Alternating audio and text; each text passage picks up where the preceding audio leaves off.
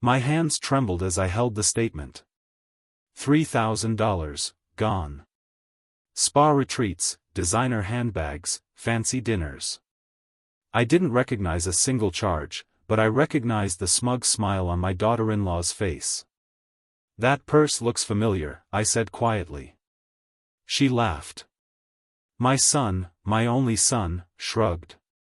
She deserves something nice, Dad. You weren't using the card anyway. I had given him everything. My time. My savings. My home. Now, I was just a forgotten man with a card they thought they could drain dry. They stole my trust. So I stole something back. Before all this, before the lies, the theft, the silence, there were good years. Real, simple, golden years. I remember Jake as a boy, hair always messy from climbing trees, cheeks freckled from too many afternoons in the sun.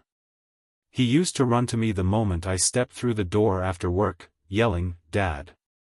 Look what I made!" I'd set my old metal lunchbox down and kneel, pretending to marvel at whatever stick figure or macaroni sculpture he'd glued together at school. He believed I could fix anything, a broken toy, a scraped knee, even a thunderstorm if I held him tight enough. Back then, the house was smaller, the budget tighter, but the love was bigger than any room could contain. My wife Marjorie, now she was the heart of it all. Sweet, sharp-witted, and always 2 steps ahead of life. She managed the bills like an accountant and made meatloaf like a saint. She taught Jake how to fold laundry and say, "Thank you," before he could write his name. I'd come home and find the two of them dancing in the kitchen, her apron swinging, Jake laughing like joy had no ceiling. We didn't have much, but we had enough, and we built from there. I worked maintenance at the school district for 38 years. Pipes, boilers, busted locks, snow removal. Not glamorous, but honest. Marjorie worked part-time at the town library until cancer slowed her down. Still, even then, she refused to complain. I remember her sitting in that blue recliner with a blanket around her legs, marking coupons while Jake played nearby. "We save a little today," she'd whisper to me when he wasn't listening, "so he won't have to worry tomorrow."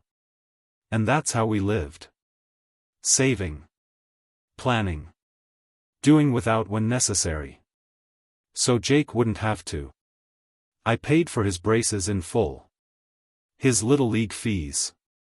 His first car, a rusted '95 Corolla that coughed more than it drove, but he loved it. Then came college. Tuition? Covered. Books? Done. He got into a state school not far from home. I remember hugging him outside the dorm, trying not to cry. "You're going to do great things," I told him. And I meant it. God, I meant it. When he met Lindsay, I welcomed her. I tried. She was sharp, ambitious, maybe a little too polished for our simple ways, but Jake seemed happy. Marjorie had already passed by then, and the house was too quiet without her. I wanted noise again. Laughter. Family. So I gave Jake the down payment for their first home, which, ironically, was only a few blocks from ours. He insisted they'd pay me back. "Just until Lindsay finishes her degree," he said. I told him not to worry about it. "You two focus on building a life." Eventually, they moved in with me temporarily, just until the house renovations were done, they said. That temporary turned into nearly 3 years. I didn't mind. I was lonely, and having grandkids in the house filled a hollow space. Their little footsteps, their nighttime stories, their jelly-stained fingers on the walls, they made it feel like a home again. It was during that time I added Jake's name to my emergency credit card. Just in case. Just for gas or groceries if something came up and I wasn't home. He looked surprised when I handed it to him. "Are you sure?" he asked. "Of course," I said. "It's family. You never have to ask." That was my mistake. I never imagined that little piece of plastic would become a wedge between us, that it would become a tool for entitlement, not trust. But back then, I was still believing in the dream. The one Marjorie and I had raised him on. The one where families helped each other and repaid that help with love, not expectation. The first few years, it seemed like it was all going to work. We had Sunday dinners. Birthday parties. Jake even started calling me during lunch breaks, asking about work or old family stories. I thought we'd made it through the storm of grief after losing Marjorie. I thought we were healing. But somewhere along the way, something shifted. Something small, at first, the way Lindsay began rearranging the kitchen without asking. The way Jake stopped joining me on the porch in the evenings. I told myself it was just the stress of young parenting, tight finances, and busy lives. I didn't want to believe that distance was growing between us. And so I kept giving. Kept trusting. Kept hoping. Because that's what fathers do, right? We give them the bricks and hope they build something better. We hand over the key and trust they won't lock us out. I didn't see it coming. Not then. But I should have. It started small. Almost invisible, if you weren't paying attention. But I was. I began to notice how Lindsay would sigh, just slightly, whenever I joined them in the living room. She'd move her wine glass just a little farther from where I might sit, like I was a clumsy child. She never said anything rude outright. No raised voice. No accusations. But there was a coolness, a practiced civility, like the kind you use with a stranger you don't quite trust. I brushed it off. She's tired, I told myself. Kids, school, house stress, it's not about me. Then came the comments. One morning, I was making my usual breakfast, eggs, toast, and a little sausage, when Lindsay walked in, wrinkling her nose. You know saturated fat is a silent killer, right? She said, pointing to my plate. I chuckled. That's why I eat it quickly, so it doesn't have time to kill me. She didn't laugh. Just rolled her eyes and opened the fridge, nudging my food aside to make room for a tray of green juices. Later that week, I overheard her on the phone with one of her friends. I swear, it's like living in a retirement home, she said, voice muffled but clear enough. He watches the same game shows every night, and the house smells like old wood. Again, I didn't say anything. I just sat there in my den, holding Marjorie's old photo, wondering how the warmth we once shared had turned into this quiet chill. Jake changed too, slowly. He stopped asking how I was. Stopped coming into the garage to help with the tools or tinker with the lawn mower. We used to fix things together, just for the joy of it. Now, I'd find him glued to his phone, barely looking up when I walked in. Everything okay, son? I asked one evening, trying to meet his eyes. Yeah, just busy, he mumbled, and that was that. The kids, bless them, were the only light. My granddaughter would still crawl onto my lap, ask me to read the same bedtime book 5 times. But even that started to fade when Lindsay signed them up for more and more activities, ballet, piano, tutoring, things that kept them out of the house and out of reach. One day, I noticed a package on the porch. It had my name on it, but I hadn't ordered anything. Inside was a pair of Italian leather shoes, size 9. I wear a 10.5. The receipt showed it was purchased using my card. I stood there staring at it, confused. Jake, did you use my card? I asked that evening, holding the shoes. He glanced over, clearly annoyed. Lindsay must have clicked the wrong account by mistake. I'll check. But he never did. And the shoes disappeared the next day, never returned, never mentioned again. I began keeping track, quietly. Charges for boutique shops I'd never heard of. Lunches at places I'd never visited. Subscriptions in my name for fitness apps and yoga classes. I didn't want to believe it was them. Not my son. Not the boy I'd taught to ride a bike, who once cried when he thought he'd lost the pocketknife I gave him for his 12th birthday. But there were other signs too. One night, I passed the dining room while Lindsay and Jake were talking, unaware I was nearby. "He just sits there all day," she said. "It's not healthy. We can't keep living like this, Jake." "He's not going to be around forever," Jake replied. "We just have to hold on a little longer." "Hold on to what? My home? My accounts?" That was the first night I didn't sleep. I lay in bed staring at the ceiling fan, listening to the faint hum of the fridge and the occasional creak of the house. A house I'd built with Marjorie. A home filled with memories, reduced now to whispers and suspicion. I remembered the day we laid the first tiles in the kitchen. Marjorie had laughed when I misaligned one, and I grumbled, pretending to be annoyed. "Leave it," she said. "Every home needs one crooked tile to remind us we're human." I missed her fiercely. And more than anything, I missed the way she would have seen through all this long before I did. She had a sense for people, a radar for dishonesty. She would have known. But I was alone now, and every doubt echoed louder in that emptiness. A week later, I tried to reclaim a little space. I brought my toolbox out to the porch to fix the wobbly railing, something Jake had promised to do months ago. I was halfway through when Lindsay walked out with a tray of lemon water for her book club. "Oh," she said, frowning. "Do you have to do that now? We have guests coming." I looked up, wiping sweat from my forehead. "It'll just take a few minutes." She sighed. "Could you maybe do it tomorrow? It kind of ruins the aesthetic." That word stuck with me. Aesthetic. Not safety. Not gratitude. Just appearances. I packed up quietly and went inside. But something inside me shifted. They no longer saw me as a person, just as a shadow in their curated life.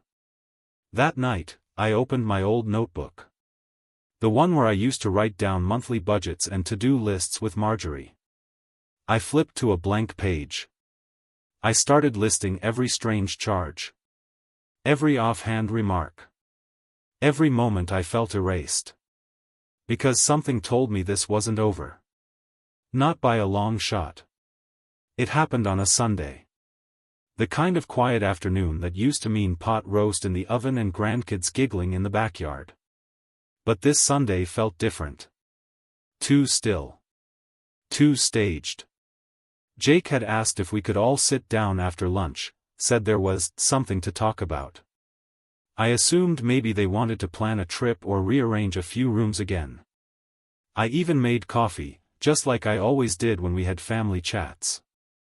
I tried to smile. To believe, still, that we were just family. One morning, I was making my usual breakfast, eggs, toast, and a little sausage, when Lindsay walked in, wrinkling her nose. "You know saturated fat is a silent killer, right?" she said, pointing to my plate. I chuckled. "That's why I eat it quickly, so it doesn't have time to kill me." She didn't laugh. Just rolled her eyes and opened the fridge, nudging my food aside to make room for a tray of green juices. Later that week, I overheard her on the phone with one of her friends. "I swear, it's like living in a retirement home," she said, voice muffled but clear enough. "He watches the same game shows every night, and the house smells like old wood." Again, I didn't say anything. I just sat there in my den, holding Marjorie's old photo, wondering how the warmth we once shared had turned into this quiet chill. Jake changed too, slowly. He stopped asking how I was. Stopped coming into the garage to help with the tools or tinker with the lawn mower. We used to fix things together, just for the joy of it. Now, I'd find him glued to his phone, barely looking up when I walked in. "Everything okay, son?" I asked one evening, trying to meet his eyes. "Yeah, just busy," he mumbled, and that was that. The kids, bless them, were the only light. My granddaughter would still crawl onto my lap, ask me to read the same bedtime book 5 times. But even that started to fade when Lindsay signed them up for more and more activities, ballet, piano, tutoring, things that kept them out of the house and out of reach. One day, I noticed a package on the porch. It had my name on it, but I hadn't ordered anything.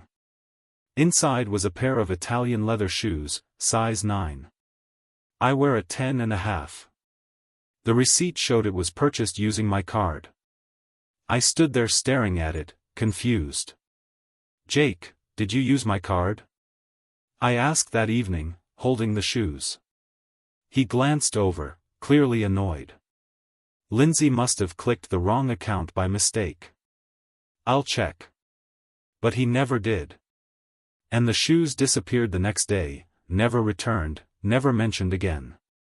I began keeping track, quietly. Charges for boutique shops I'd never heard of.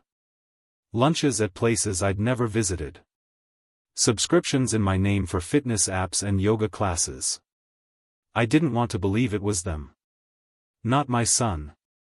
Not the boy I'd taught to ride a bike, who once cried when he thought he'd lost the pocketknife I gave him for his 12th birthday.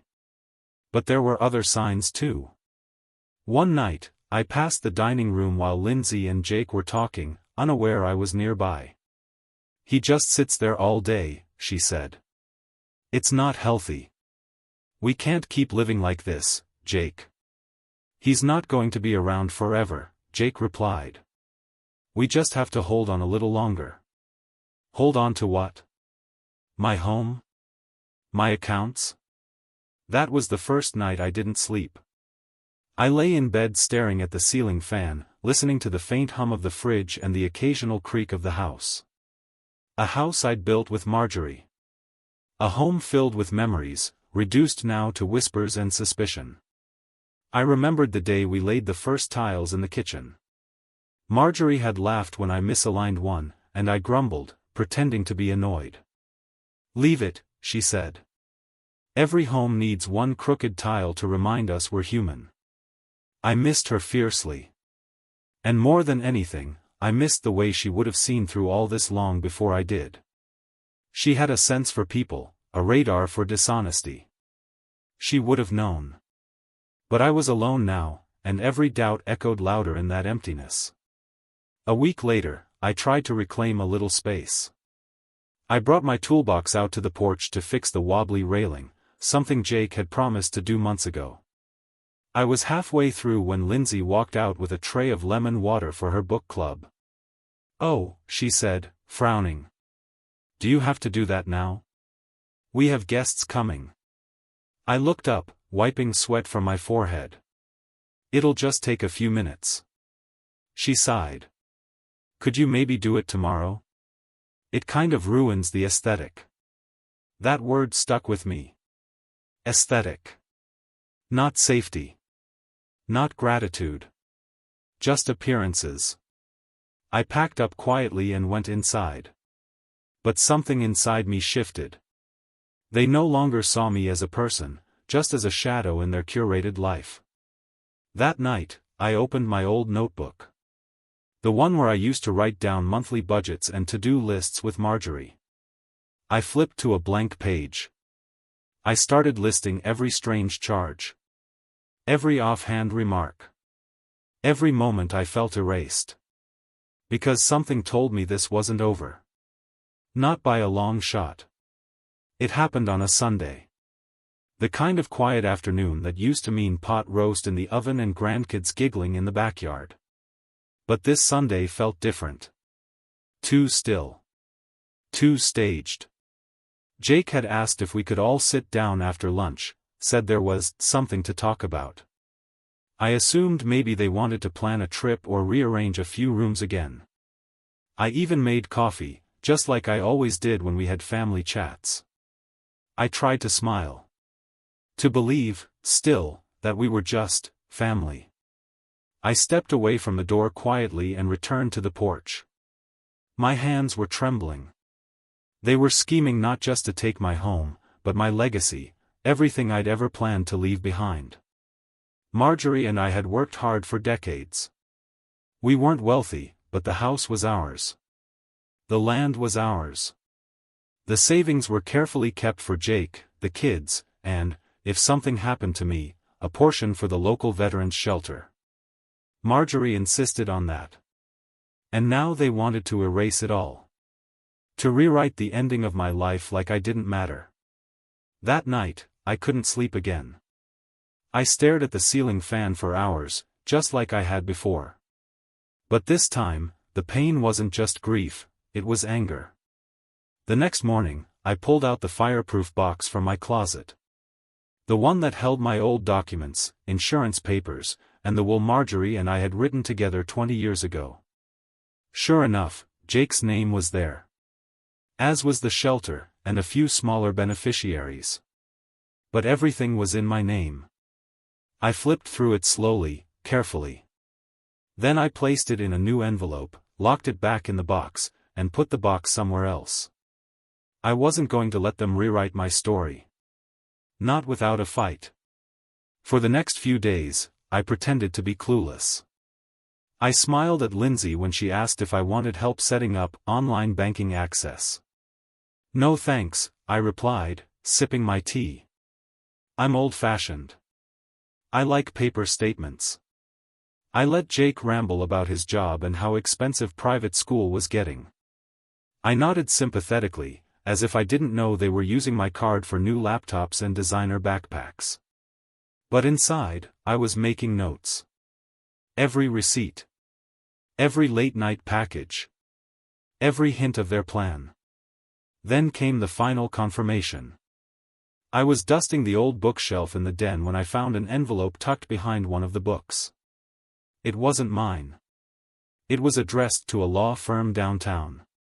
Opened, but left behind, maybe carelessly, maybe because they didn't think I'd ever find it. Inside was a draft copy of a power of attorney request. My name. Lindsay's signature. I sat down slowly, letter in hand. They wanted control over my finances. My decisions. My very ability to speak for myself. This wasn't just disrespect. This was an ambush. That night, I dreamed of Marjorie. She was standing in our old kitchen, stirring something on the stove, her back to me.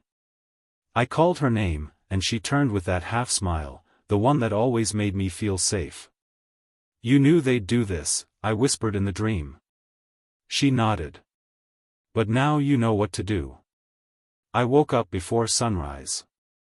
I made a pot of strong coffee, opened my notebook again, and this time, I didn't just make notes. I started writing names. Contact numbers. Things I needed to do.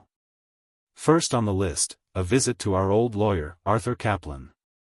The same man who helped Marjorie and me draft our will when Jake was still in college. He'd retired, but I remembered his daughter had taken over the practice. I found her number online. Second on the list, a new bank account.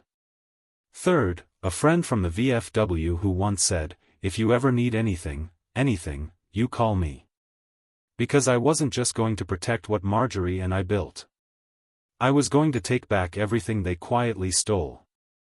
Speech balloon. Have you ever felt betrayed by your own family? Let us know in the comments. And don't forget to like and subscribe for more true life stories. It was a Tuesday afternoon when I finally confronted Jake. He was in the garage, tinkering with the lawnmower. I stood at the doorway, watching his back as he struggled to loosen a bolt. I used to teach him how to do these things, how to change oil, how to repair a leaky faucet. Now he barely looked up when I entered a room.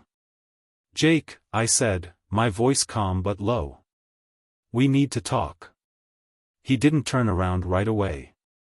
If it's about the house, Dad, we already. No, I interrupted. It's not about the house. Not directly. He turned then, wiping his hands on a rag. What, then? I found the power of attorney letter. His face froze. Just for a second. But it was enough. I don't know what you're talking about, he said. I think you do. Lindsay drafted it. She signed it. You planned to have me declared incapable so you could take full control of everything I own.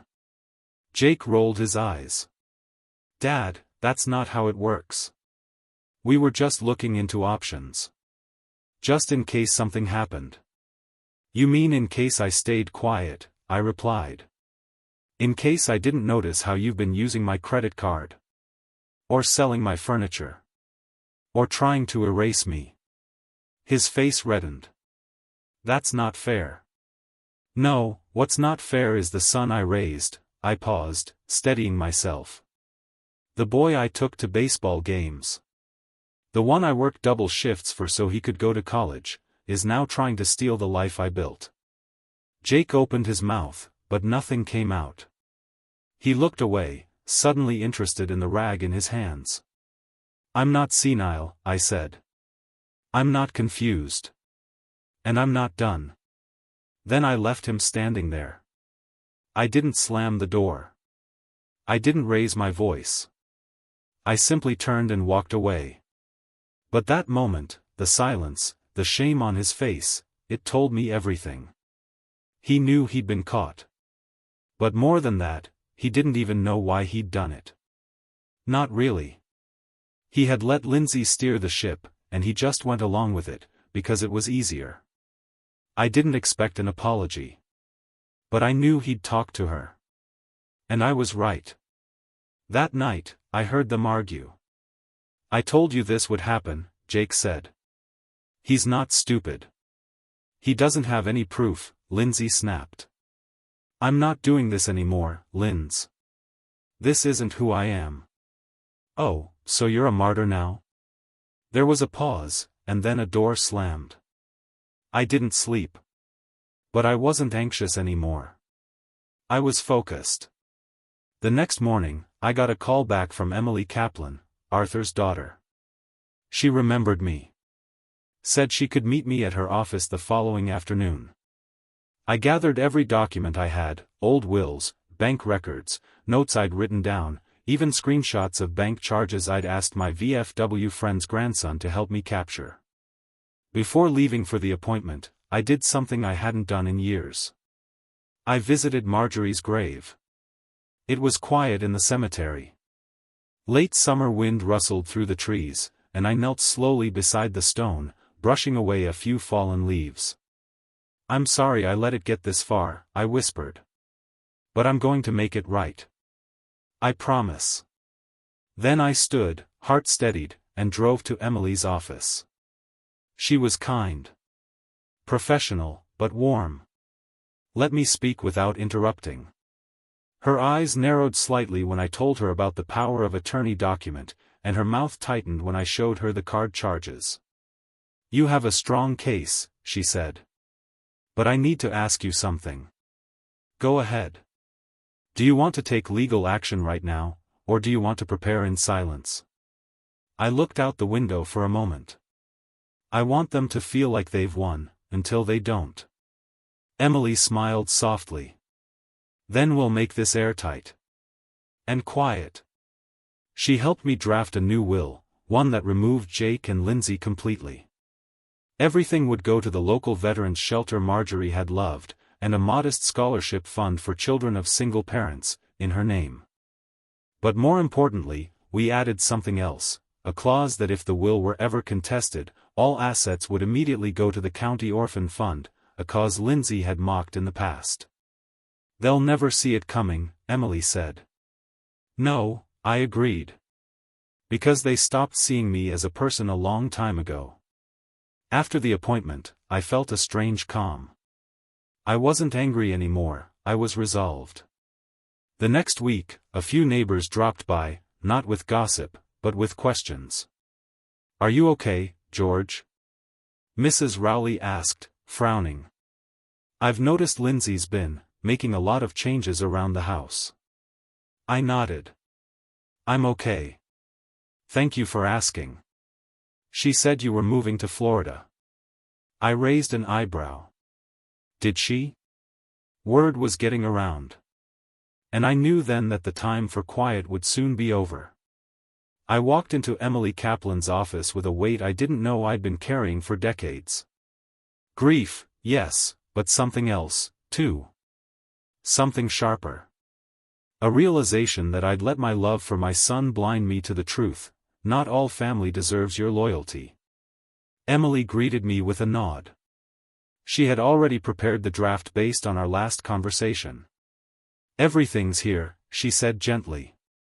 We can go through it line by line. And we did. I'd expected it to feel cold, like severing a limb. But as I sat in that chair, listening to her read the sections aloud, I felt something different. Control. A kind of quiet dignity I hadn't felt in a long while. The will began as most do, a statement of mental clarity, a declaration of final wishes. Then the details. The house, not to Jake, but to the Marjorie Jameson Home for Veterans. My old property, the one she and I had built piece by piece, would serve as a transitional living center. A place for those who, like me, had felt forgotten. The savings, split between the shelter and a scholarship fund in Marjorie's name. The idea had come to me after reading an article Emily left on her desk: kids of single parents twice as likely to drop out. Marjorie was raised by her mother alone. She would have liked the gesture. And then came the clause that sealed it. If this will is contested in any way, Emily read, all assets shall be forfeited and instead transferred to the County Children's Orphan Fund. It was legal. Binding. And brutal. I nodded. Leave it in. She paused. You understand what that means, right? If Jake or Lindsay even try to fight this, they get nothing. It all goes to charity. I know, I said. They've already made their choice. I'm just putting it in writing. She looked at me for a long moment, then nodded. Okay, George. When I signed the papers, my hands didn't shake. Not like they did when I found that envelope. Not like when I first saw Lindsay wearing a dress I hadn't bought her, laughing with Jake as if I didn't exist. The pen glided smoothly. Signature. Initials. Date. Done. Emily stood and offered her hand. You're doing the right thing. I'm doing what I should have done a long time ago. Before leaving, I asked for several notarized copies, one for her office, one for my safety deposit box, one for my VFW friend Earl who agreed to act as a witness if needed, and one that I'd keep in my desk drawer at home, where Lindsay loved to snoop. Let them find it. Let them wonder. Let them worry. The drive home was quiet. I didn't turn on the radio. I let the hum of the tires and the rhythm of my breath fill the space. I wasn't happy, I didn't feel victorious. But I felt something steadier. Like the world had stopped spinning out from under me. When I pulled into the driveway, I saw Lindsay on the porch, scrolling through her phone. She looked up as I stepped out of the car. Where've you been? Her voice was coated in fake concern, the kind she used when pretending to care. Out, I said simply. She stood, brushing imaginary dust from her pants. Jake's been trying to reach you. I'm sure he has. She frowned. Is there something going on, George? I smiled, just slightly. Nothing you need to worry about. She tilted her head. You've been different lately. I've been awake lately. Her brow furrowed, but she didn't press further. She turned back inside, and I followed, calm and steady. That night, I opened the drawer in my old study, the one she thought I never used anymore. I placed one copy of the New Will beneath the old newspaper clippings she'd likely rummaged through out of boredom. It wasn't revenge. Not exactly. It was clarity. The next morning, I called the Veterans Shelter director, a man named Charles who remembered Marjorie well. She volunteered here in '97, he said, voice warm. Taught some of the guys how to cook real meals. She had a way of making people feel like they mattered, I replied. We talked for over an hour, planning. He was thrilled by the idea. Said the home could be refurbished easily. They'd keep the kitchen open, the den as a common room, and the garden, oh, the garden Marjorie loved, would become a place for group therapy and peace. After the call, I sat on the porch and watched the wind move through the trees. And I knew, this was the home she'd want to leave behind. Not a legacy of control. Not entitlement or greed. But care. Shelter. Healing. Jake and Lindsay might have taken my credit card. They might have thought they could take my dignity. But what they never understood, and maybe never will, is that the strongest thing a man can do at the end of his life, is choose what kind of ending he'll leave behind. And I had just written mine. It was the morning after Labor Day when I found the note taped to my bedroom door. Written in Lindsay's sharp handwriting on stationery that used to belong to Marjorie, the one with blue lilies in the corners, it read: George, we think it's time you moved into a place better suited for your needs. We've scheduled a tour of Sunrise Senior Living on Friday. Please be open-minded. L and J. I stared at it for a long time. The paper trembled in my hand, not from weakness, but from the swell of emotion I couldn't hold back. They wanted me gone. Not just from my home, from my life. From everything I had built. And they had the audacity to make it sound like a favor. I sat down at the edge of my bed. The same bed where Marjorie once slept beside me, her hand tucked under her cheek. Where we talked late into the night about Jake's future, about grandkids, about growing old with grace. Now they wanted to send me off like an unwanted suitcase. At breakfast, I didn't say a word. Lindsay poured herself coffee and checked her phone.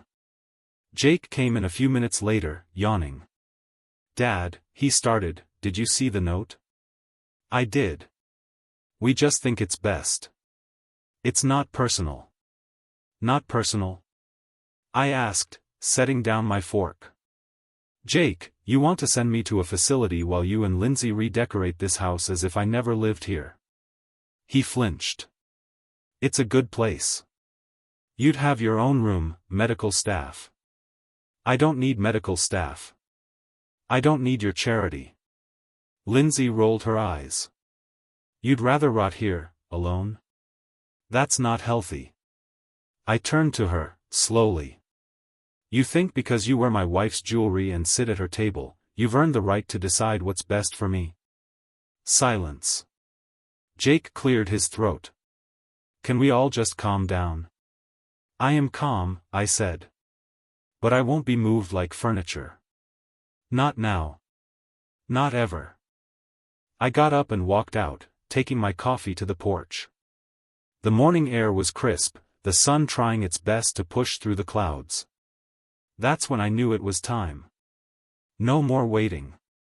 No more watching them chip away at my life one casual insult at a time. I called Charles from the shelter. Can you be ready in 2 weeks? We'll be ready, he said. Good. I'm going to tell them soon. And when I do, I want it to count. That afternoon, I started packing. Not to leave, but to prepare. I collected every photo of Marjorie, every letter, every piece of our life they hadn't tossed out yet. I boxed them, labeled them, and drove them to Earl's house for safekeeping. Something big coming? He asked, handing me a beer. You could say that. He didn't press. He just nodded and tapped his bottle against mine. I went home lighter. Focused. Almost calm. Until I heard Lindsay on the phone. Yes, we'll start the paperwork this week. Honestly, the old man doesn't know what's good for him. It's not like he has anything left to give. Jake already pulled the life insurance. No, he won't fight it. He's tired. He's barely there anymore. She laughed. And something inside me shifted. Not snapped. Not broke. Shifted. Like a weight sliding into place. That night, I went into my old study and pulled out the copy of the will. I placed it in a new envelope, this time addressed to Jake. In the morning, I left it on his desk with a single note. Just so we're clear on what's coming. By noon, he stormed into my room. What the hell is this? He hissed, waving the envelope. It's clarity, I said. You should try it sometime. Are you kidding me, Dad? You left everything to a shelter? To strangers? Better them than thieves. Lindsay appeared behind him, arms crossed. You're being cruel. No, I said, standing. I'm being honest. For the first time in a long while. Jake's face flushed red. This isn't how families treat each other.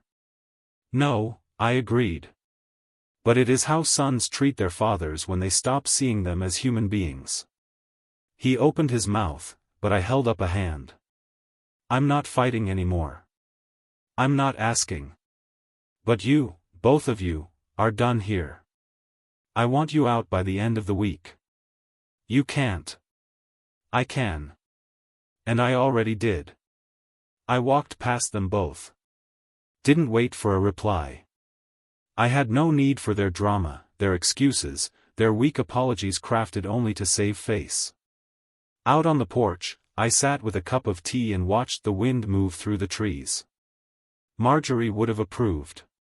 Jake and Lindsay didn't speak to me the rest of that day. They packed quietly, furiously. There were slammed drawers, muttered curses. But I didn't interfere. I had already reached the limit. I had spent too many years letting silence be mistaken for weakness. Now, I was ready for the next chapter. And it would begin on my terms. I didn't plan to go to the birthday dinner. It was supposed to be a celebration for Lindsay's mother, a woman I'd met maybe twice, and who always looked at me like I was the stray dog her daughter reluctantly let in. But 2 days before the event, Jake came into the kitchen holding his phone. Look, he said, avoiding eye contact, Mom-in-law's party is Saturday. It's just a dinner. You don't have to talk much. Just be there, all right? I looked up from my newspaper. You want me to show up, pretend nothing's happened, and sit beside the woman whose daughter tried to steal my life? He winced.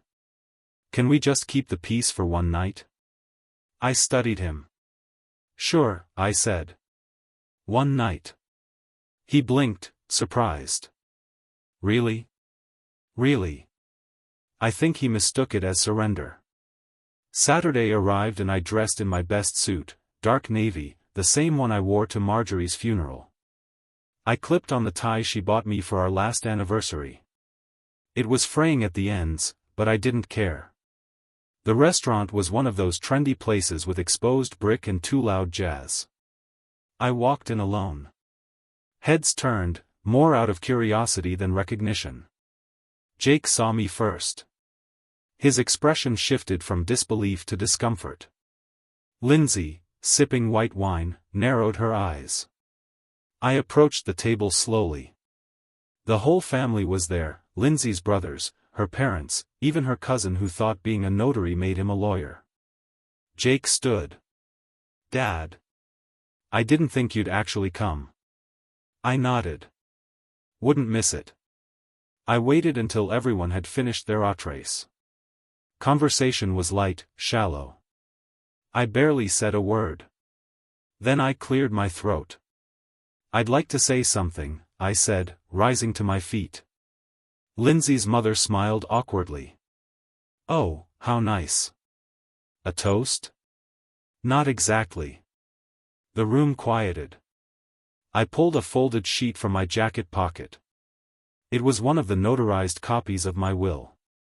I know this might seem like the wrong place, I said, but it's also the only place where everyone is gathered. And frankly, there's been too much behind-the-back nonsense. Lindsay shifted uncomfortably. Jake looked like he'd swallowed his tongue. This, I continued, holding up the paper, is my will. You'll notice a few changes. Namely, my home, savings, and investments no longer go to family. Murmurs broke out. Someone coughed. No, I said firmly. Let me finish. I met each face at the table. My house will become a shelter for veterans. My accounts will go to scholarships in Marjorie's name. And if any of you attempt to challenge it, even once, it all goes to the county orphan fund. Jake stood suddenly. Dad, can we talk about this in private? No, I said. Because you didn't rob me in private. You didn't manipulate me, file secret paperwork, and plot to move me into a home in private. I looked directly at Lindsay. You used my wife's memory to make yourself comfortable. You spent money you never earned and made decisions that were never yours to make. Lindsay looked away, jaw tight. Jake was shaking his head. Dad, we didn't mean. But you did. You meant every bit of it. You just didn't think I'd do anything back. The silence was thick. No one moved. I loved my son, I said.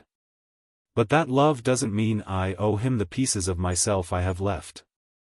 Not when he's already taken so much. I placed the document on the table. You all wanted a seat at the table. Now you know what's on the menu. Then I turned and walked out. The restaurant buzzed behind me, confusion, whispers, indignation. I didn't care. My hands were steady. My steps were sure. Outside, the cool night air hit my face like a bomb. For the first time in years, I felt clean.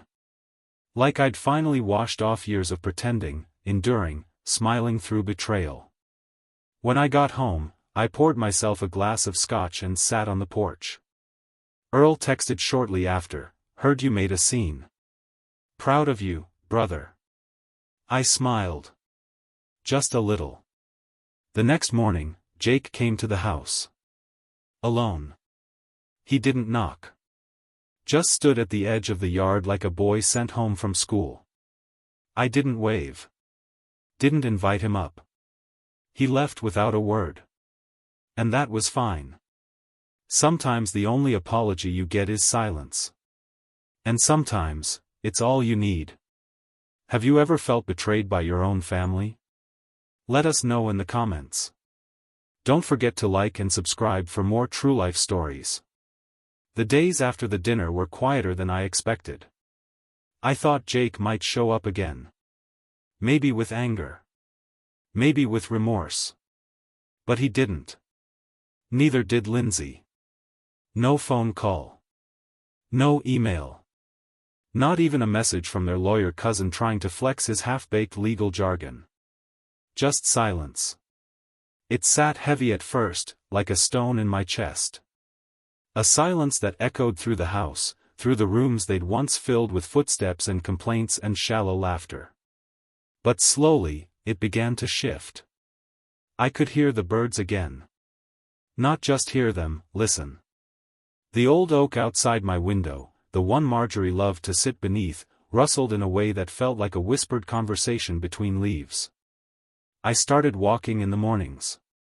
Just up the road and back, sometimes to the edge of town where the trees thinned and the grass grew tall and wild. A couple of neighbors waved. One or two even stopped. "You all right, George?" old Mrs. Hathaway asked from her porch swing. "I think I am," I replied, and I meant it. The town had caught wind of what happened, not because I told them, but because word always gets around. Especially when people sense something dramatic and sharp and a little shameful. I could feel their eyes when I walked into the market. Some looked at me with quiet respect.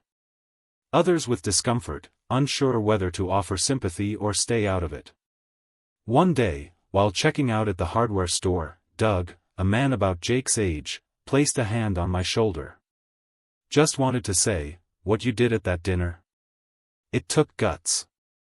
"Didn't feel like guts," I said. "Well, maybe not," he shrugged. "But it sure looked like it." I nodded, unsure what to say. Sometimes support comes in the simplest words. A few days later, I pulled into the shelter. Charles and I had set up weekly meetings to go over the transition. He met me at the back office, maps and blueprints spread across the table. "We've got 3 bids for the renovations," he said. And one of the local contractors is a vet himself. Gave us a discount. Good, I said. Let's go with him.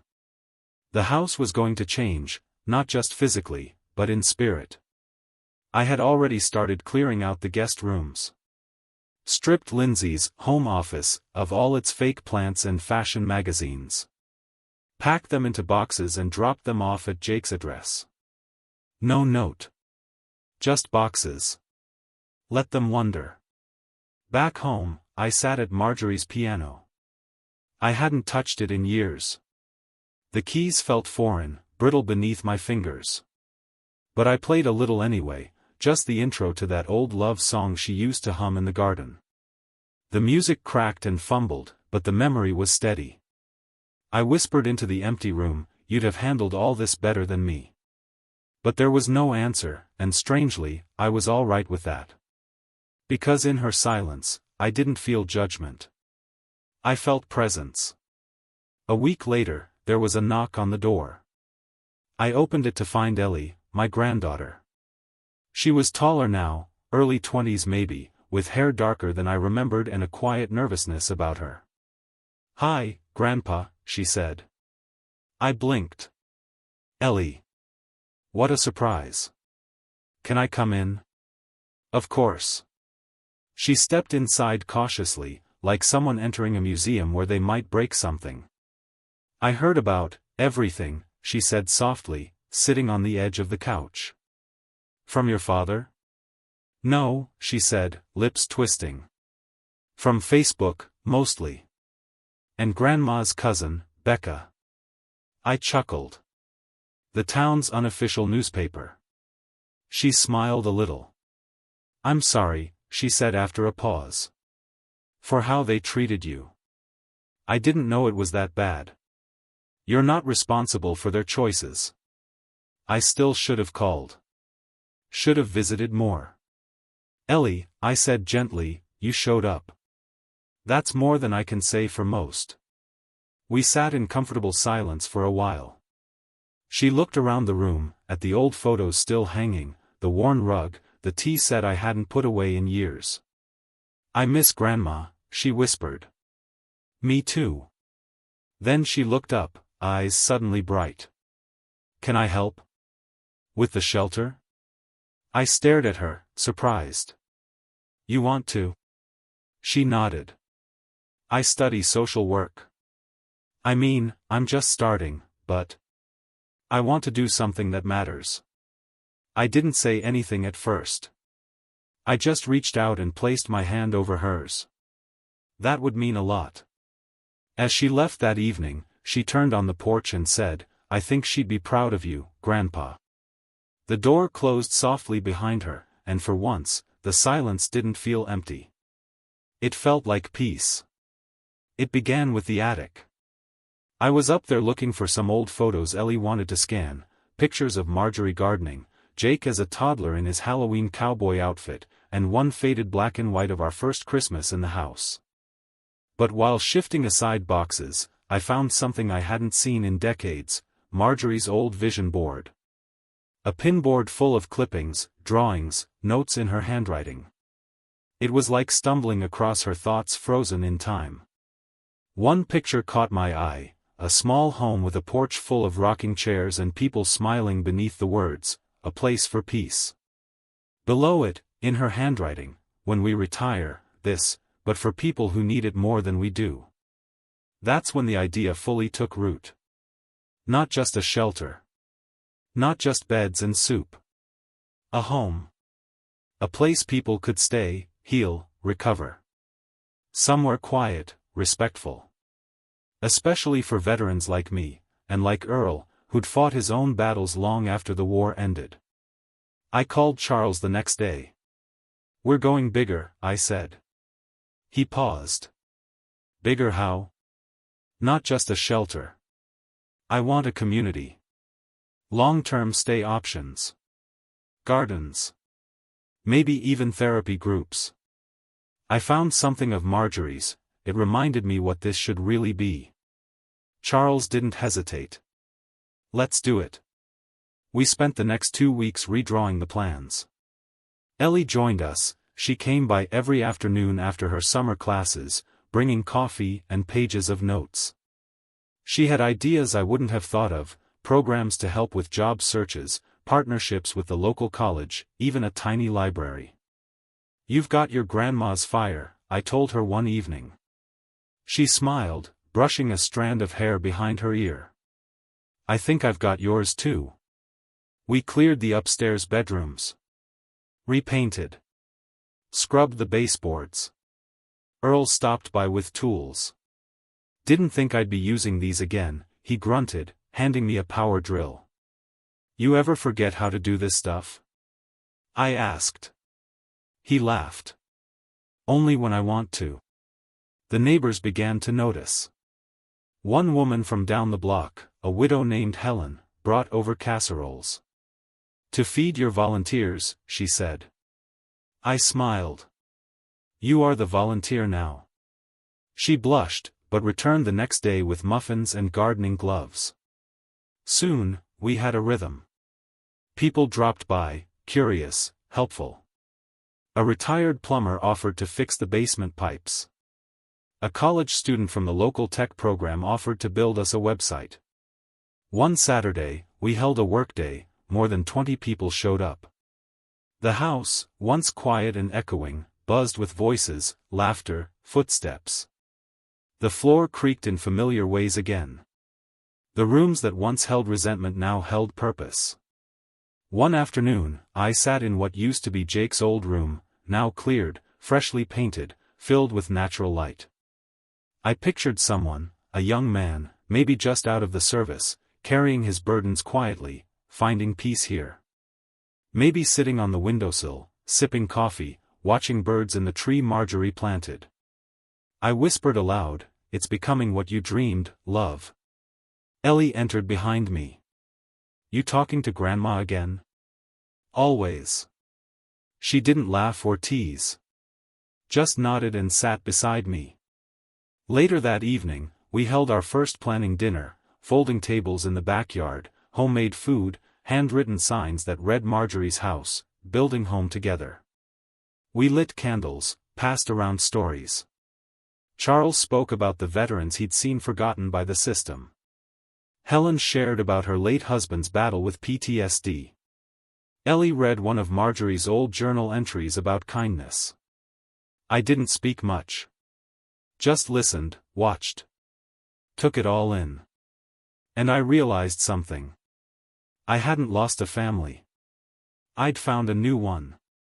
A family that didn't share my blood, but shared my values. A family that showed up, rolled up sleeves, asked for nothing in return. When the last dish was washed and the candles blew out, I sat on the porch again, sipping tea this time. The stars were out. The air was warm. For the first time in years, I didn't feel alone. I felt home. The first resident moved in on a rainy Tuesday morning. His name was Marcus. Mid-30s. Army vet. Quiet as a whisper and skittish as a cat in a thunderstorm. Charles brought him over personally. Said he'd just finished a tough detox program and needed a place without judgment. "He doesn't talk much," Charles warned, "but he's got good hands. Grew up on a farm, knows how to fix anything." I met him at the door. His eyes were tired, but he nodded when I offered my hand. "Name's George. This is Marjorie's house." He glanced up at the sign Ellie had painted and placed near the porch. "She your wife?" "She was. She's why we're doing this." He nodded again, then stepped inside. We gave him the back room with the view of the garden. Ellie had placed a small vase of flowers on the nightstand. Marcus didn't say anything, but when I peeked in later, he was sitting cross-legged on the bed, staring out the window like he was remembering what quiet felt like. By the end of the week, we had 3 more. Tamika, Navy medic, sharp-eyed, fierce, but quick to laugh. She helped Helen replant the garden beds. Said she hadn't touched soil in years but found it healing. Luis, older, Vietnam vet, legs not what they used to be. He spent afternoons teaching the younger ones how to cook simple meals. His chili could bring tears to your eyes. And Brenda, not a vet, but a widow whose house had been swallowed by foreclosure. She asked if we took in folks like her. I told her what I'd started telling everyone: if you need peace, you're welcome here. The house began to hum. Mornings filled with footsteps, coffee brewing, pots clanging. Laughter down the hall. Sometimes tears, too. Grief doesn't follow a schedule. But no one was ever alone here. That was the unspoken rule. Tamika painted a mural in the hallway, blues, greens, and golds swirling into a sunrise. She titled it "Beginning Again." Marcus helped rebuild the shed. Didn't say much, but he worked like it meant something. One day, he looked up at me mid-hammer and asked, "You really used to live here with your wife?" 48 years, I said. He nodded. Feels like love stayed. That hit harder than I expected. We began holding Sunday dinners, potlucks where everyone brought what they could. Ellie made banana bread. Helen baked pies. Luis brought chili, of course. The table overflowed. We didn't say grace, but we shared stories. Laughs. Wounds. We stitched each other's hearts in small, quiet ways. One Sunday, after the table had been cleared and the sun had dipped low, I sat on the porch sipping my tea. Footsteps approached, hesitant, almost unsure. I turned and saw Jake. He stood at the edge of the porch, hands shoved in his pockets, eyes darting around like he didn't know what to say. I said nothing. He cleared his throat. "I didn't know you turned the place into this." I nodded slowly. "You didn't ask." He glanced toward the garden, where Tamika and Ellie were laughing while planting tomatoes. "Looks different. Feels different." There was a long pause. "I came to see if you'd talk." "I'm listening," I said, though I kept my eyes on the sky. He stepped onto the porch, sat 2 chairs down from me. "I've been thinking. About everything. About Mom. About Lindsay." He sighed. "She left. Said I was too angry. Too stuck." I didn't answer. I thought I was doing everything right. Climbing the ladder, taking control. But I think I just lost who I was. I turned toward him then.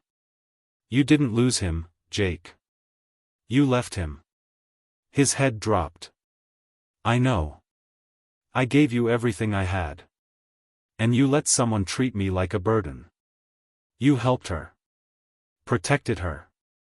You turned away. I'm sorry." I nodded, slowly. "I'm not asking for forgiveness," he said. "I just wanted to see what you built. Maybe be part of it someday." I sipped my tea. The silence stretched long. Then I said, "You're welcome to help. But not because you're my son. Because you're willing." He looked up at me, eyes watery. "That's fair." He didn't stay long. Just a few minutes more. Then he left, quietly. I didn't feel anger anymore. Just distance. Later that night, Ellie came out to the porch. "I saw him leave," she said. "He needed to see it." She sat beside me. "Do you think he'll ever come back?" "Maybe," I said. "But this house, it's not waiting for him. It's living." Inside, laughter echoed from the kitchen. Someone was telling a story. A chair scraped against the tile. Ellie leaned against my shoulder. "You built a new family, Grandpa." "No," I said gently. "We built it together." The letter came on a Wednesday. Simple envelope. No return address. Just my name written in neat, uncertain handwriting. Inside was a short note. 5 lines. "Dear George. I know I have no right to ask. But I'd like to see you. Just once. If you'll allow it, Lindsay. I sat at the table holding it for a long time. Ellie found me there an hour later, the tea cold in my cup. You okay? She asked gently. I handed her the note. She read it, then looked at me carefully. Do you want to see her? I didn't answer right away. Part of me wanted to crumple the letter, toss it in the fire. Part of me wanted to look her in the eye one last time. Not for vengeance. Not even for justice. Just to understand. I'll meet her, I said finally. But here. Not at her place. Not some coffee shop. Here, where the damage began, and where it ended. 2 days later, she came. I watched her walk up the same steps she used to storm down. No designer bag. No sunglasses. Just a plain coat and hair pulled back. She looked older. Not just in years. In wear. She stood at the threshold like she didn't know if she had the right to knock. I opened the door before she could. George, she said softly. Lindsay. We stood in silence. Come in, I said, not warmly, not coldly. Just plainly. She entered like someone stepping into a church, careful, quiet, guilt-heavy in her shoulders. I led her to the kitchen table. She looked around at the mismatched chairs, the bulletin board filled with names and volunteer shifts, the basket of tomatoes from the garden. This isn't the house I remember, she said. I raised an eyebrow. That one's gone. You helped end it. She winced. We sat. I didn't come to justify anything, she began, hands clasped in front of her. There's nothing I could say that would undo what I did. What I let happen. I said nothing.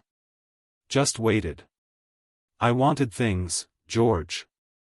Things I thought I deserved. I thought life owed me comfort after my rough childhood. And when I saw what you had, this beautiful home, the retirement savings, the calm you carried, I hated that it wasn't mine. She swallowed hard. I took. I manipulated. I told Jake things that twisted his view of you. I made you feel small in your own home. I see that now. And the credit card? I asked. She looked down. I stole it. I didn't even need it. I just felt entitled. There was a silence. I came because I wanted you to know, she said, her voice breaking slightly, that I see what I lost. What I threw away. Not the money. Not the house. You. She looked up at me then, tears in her eyes. You were the kindest man I ever met. And I ruined that. I watched her carefully. Her face was worn, tired. But there was no performance in her voice. No plea. Just something raw. I'm dying, she added after a pause. That hit differently. Cancer. I've got maybe 6 months. Maybe less. The air shifted. I'm not here for sympathy, she said quickly. I don't want anything. I just didn't want to leave this world without saying sorry to the one person who truly deserved it. I nodded slowly. I can't forgive you, I said, my voice even. But I can say this, I see your remorse. And I believe it's real. Her shoulders sank with some strange relief. You took a lot from me, Lindsay. You broke trust one didn't think could be broken. You turned my son against me. You laughed at me when I cried. You used my grief like a tool. She nodded, tears slipping down her cheeks. But, I continued, you also showed me something important. You showed me who I needed to become after the storm. She looked up, confused. You reminded me that love isn't about who you raised. It's about who shows up. Who stays. Who rebuilds when the dust settles. She glanced around the house again. At the laughter faintly echoing from the living room. The quiet footsteps above. I lost my place here, she whispered. You never really belonged here, I said gently. Not because you weren't family. But because you chose power over love. And love is what built this place. She nodded, slowly rising to her feet. Thank you, she said, voice trembling. For listening. She reached into her pocket and pulled out a small envelope. I sold my jewelry, she said. It's not much. But maybe it can help this place. I didn't take it. Give it to someone who needs it more, I said. Or donate it to the shelter in your name. But this house, Marjorie's house, doesn't need your money. It lives on something else. She left without another word. I stood in the doorway and watched her go. Not with anger. Not with bitterness. Just with understanding. Some visits aren't for reconciliation. They're for reckoning. And sometimes, that's enough. Have you ever felt betrayed by your own family? Let us know in the comments. Do you think the father made the right choice? Comment and don't forget to like and subscribe for more true life stories. The grand opening wasn't grand in the traditional sense. There were no ribbons, no television crews, no grandstanding speeches. Just folding chairs on the lawn, a borrowed microphone from the local church, and about 50 people, neighbors, volunteers, residents, and a few folks who'd once knocked on my door just looking for help. But for me, it was more than grand. It was sacred. The sky was wide and clear that morning, the sun warming the porch like an old friend. Ellie had set up a table with lemonade and banana bread. Tamika brought out handmade name tags. Brenda passed around a bowl of marigold petals for people to toss into the garden beds later. I wore my best button-down shirt, the one Marjorie bought me on our 40th anniversary. Still fit, though I'd lost a little weight over the years.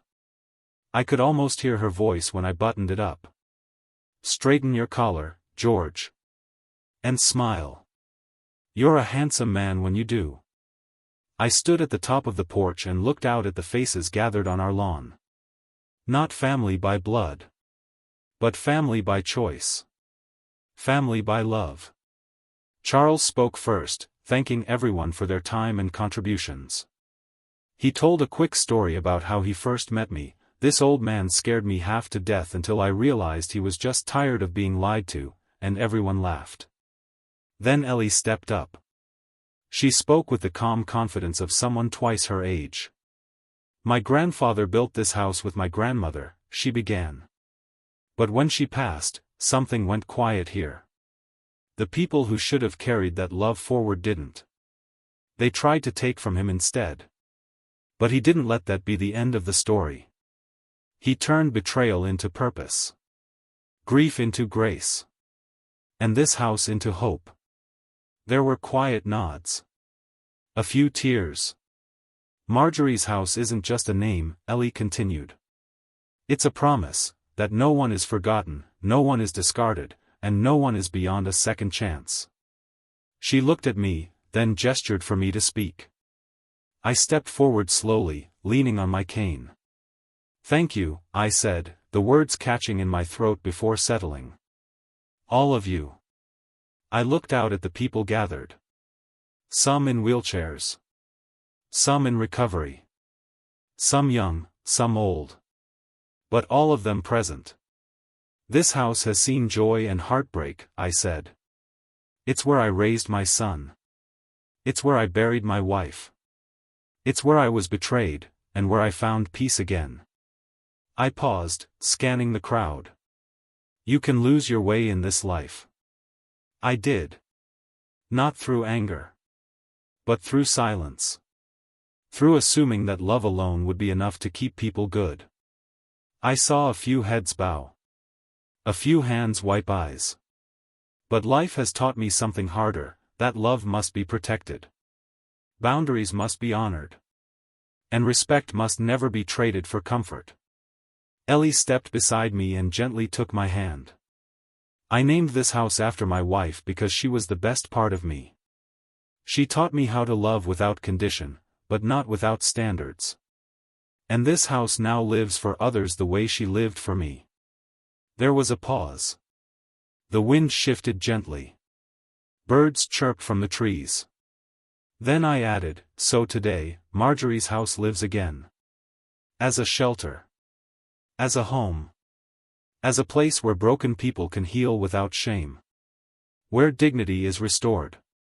And where love, finally, wins. People clapped. Some stood. A few embraced each other. And I felt her there. Marjorie. Not as a ghost. Not as a memory. But as a presence. In every laugh. Every kind glance. Every flower blooming in the garden she once planted with trembling hands.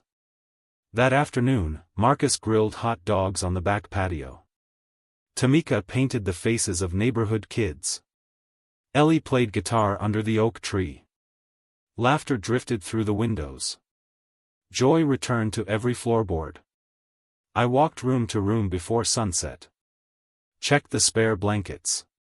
Straightened the hallway rug. Ran my hand along the walls. When I reached the kitchen, Ellie was waiting with 2 mugs of tea. I made your favorite, she said. Still remember, huh? Always, she smiled. We sat at the table as the sky dimmed. Do you miss them? She asked after a while. Jake. Lindsay. I miss who they used to be, I said. Before the world hardened them. Do you think they'll ever come back? Maybe. Maybe not. But that's not what matters now. What does? That we built something they couldn't take. Something stronger. She leaned her head on my shoulder. Outside, the porch light flicked on. The sign above the door swayed in the breeze. Marjorie's house, love lives here. I closed my eyes, breathing in the scent of tea and tomatoes, wood and wildflowers. The house was alive again. And so was I. Dove the end. Thank you for reading George's story.